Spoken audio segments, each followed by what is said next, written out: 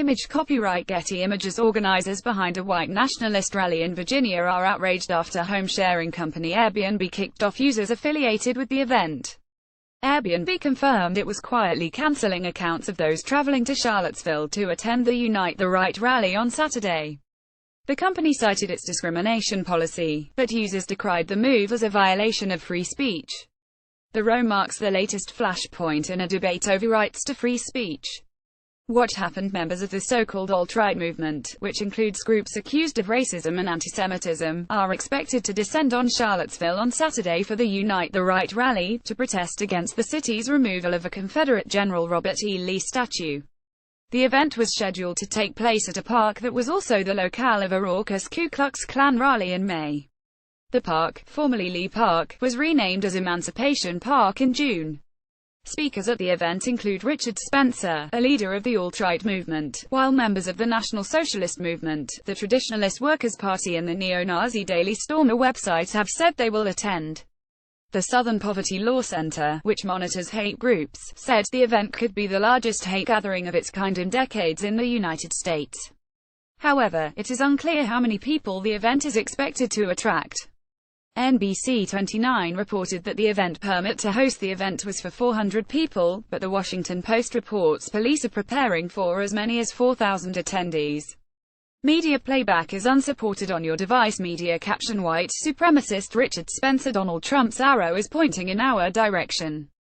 Airbnb said it began removing accounts affiliated with the event after a user reported a thread of comments suggesting company properties would be used for after-parties for the neo-Nazi website, Daily Stormer. The company issued a statement noting that it had established an Airbnb community commitment policy in 2016, which asked members to sign a pledge to accept people regardless of their race, religion, national origin, ethnicity, disability, sex, gender identity, sexual orientation or age.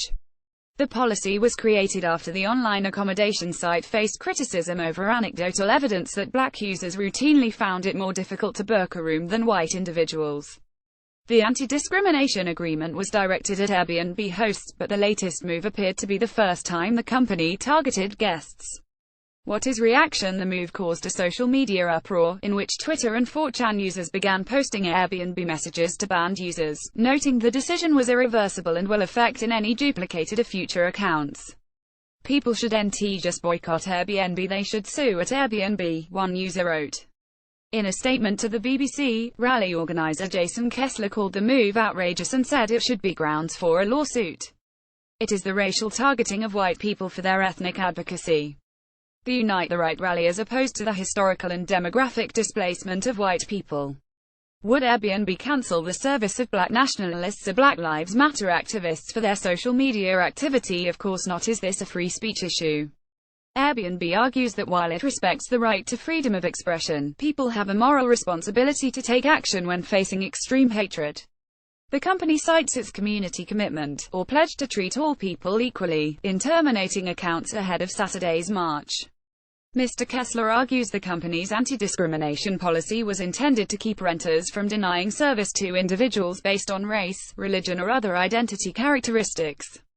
They have now unjustly expanded that policy to imply that they will search through your social media accounts looking for controversial opinions and deny service based on that, he said.